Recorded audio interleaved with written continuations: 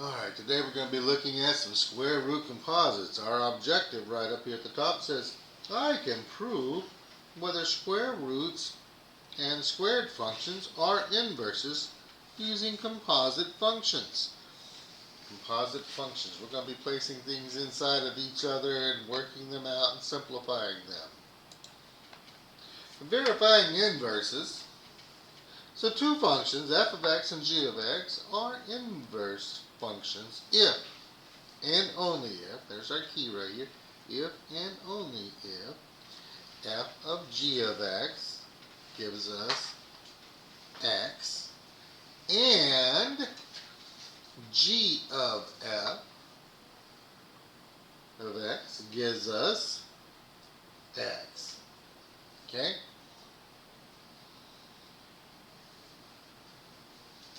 So basically we plug them together, simplify them, and we get a plain old x, then yes, they are. If not, then they are not. Okay? So looking at this right here, for our example, it says, determine whether f of x equals x squared plus 2 and g of x equals the square root of x minus 2 are inverse functions. So we're going to start off by doing f of g of x. Well, f of x is x squared plus 2. I'm going to take and place the g of x inside of the f of x. My g of x is this piece right here. So I'm going to be doing for f of g of x, instead of putting x right there, I'm going to put my square root of x minus 2, and this plus 2 here is just chilling at the back side. Since I have a square and a square root here, those two are inverses of each other, so they cancel each other out, which leaves me then with x minus 2 plus 2, and a negative 2 and a positive 2 make 0, so those go away, leaving x. So far it's looking like they could be inverses of each other. Okay, but now we're going to have to turn around and go the other direction. Okay, on this one right here, on this side though, we're going to check g of f of x. So I'm going to start off with my g of x. Let's write it down. G of x, that is the square root of x minus 2. Now we're going to take and do my g of f of x. That means where the x was, I'm going to put my f of x. So I got the square root of, and inside here we're going to put x squared plus 2. And I got my minus 2 here. I don't really need the parentheses there, so the parentheses go away. So I collect my like terms. I got a positive 2 and a negative 2. Those two add and make 0. So I now have the square root of x squared, and the square root of x squared is x. That's what I need, x for both of these. These two things are inverses of each other. We can verify them using a little bit of algebra to make sure that they are.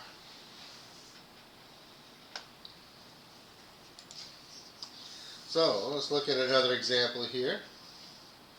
On this one it says determine whether f of x equals 2 times the x minus 1 squared minus 4 and g of x equals the square root of 1/2 x plus 2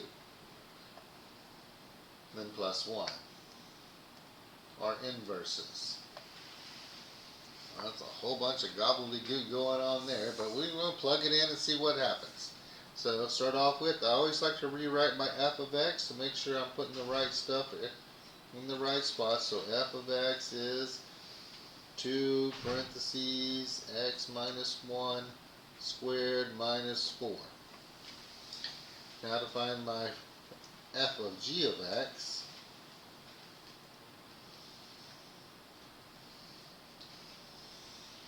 I'm going to have 2, and then I'm going to open a new parentheses where my x was and put in, oh that's a lot, I need more room than that, the square root of 1/2 x plus 2 plus 1. And then I have my minus 1 that's inside here, square that bad boy, and then I have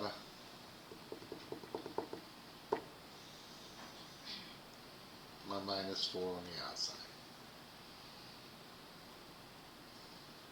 So we got to do us a little bit of cleanup going on here.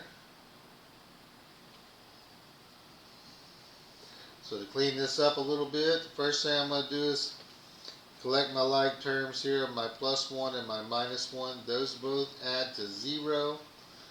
So I'm now left with 2 times square root of 1/2 x plus 2 squared minus 4. The square and the square root cancel each other out, so I have 2 times 1/2 x plus 2 minus 4. I've got to distribute now. I'm going to take this little bad boy and multiply it times each piece in there. And when I do that, I've got 2 times 1/2 leaves me 1x. 2 times 2 gives me 4. And my minus 4 is chilling at the end. I got a plus 4 and a minus 4. Those two add together and make 0, leaving x. Beautiful. Exactly what we need. Let's go check the other one now, because just because it's good for one doesn't mean it's good for the other, so we got to go double check it. So let's start off with my g of x. G of x is the square root of 1/2 x plus 2 and the plus 1 chilling at the end. Whew. Now I got to go plug all that stuff in. So g of f of x is going to be the square root of 1/2 times, well, let's be consistent here, get that out of the way, use my blue one here, times 2 parentheses x minus 1 squared minus 4, and I still have some more here, and I got my plus 2 here, and then my plus 1 is chilling at the end. Oh, that's a whole bunch of stuff going on.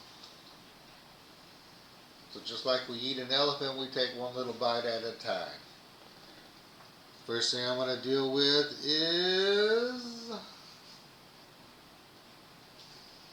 let's distribute the 1/2 into here. If I take this 1/2 right here and multiply it times each of these pieces inside my radical, I have the square root of, well, 1/2 of 2 leaves me just with my x minus 1 squared. 1/2 of 4 leaves me a minus 2, and then I got my plus 2 at the end. That's this piece right here coming straight down. Okay? And then outside I still have my plus 1 hanging out there. Inside the radical, I got my minus 2 and my plus 2. If I combine my like terms, add those together, those go away, making 0. So I now have square root of x minus 1 squared, my plus 1 hanging on the outside. These two The square root and the square cancel out, leaving x minus 1 plus 1. Those two add and make 0. I am left with x. Beautiful. These two are also inverses.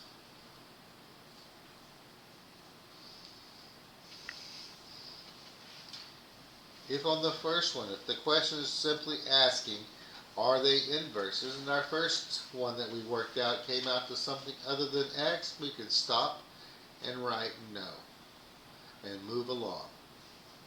It's always best, though, to go back and double check and make sure you didn't make some silly arithmetic error. Those are common and easy to do. Hopefully you pay attention as to how you plug things with inside of each other. One piece goes into the other. It's a matter of doing some substitution, a little bit of order of operations in arithmetic, and life should be grand. Enjoy.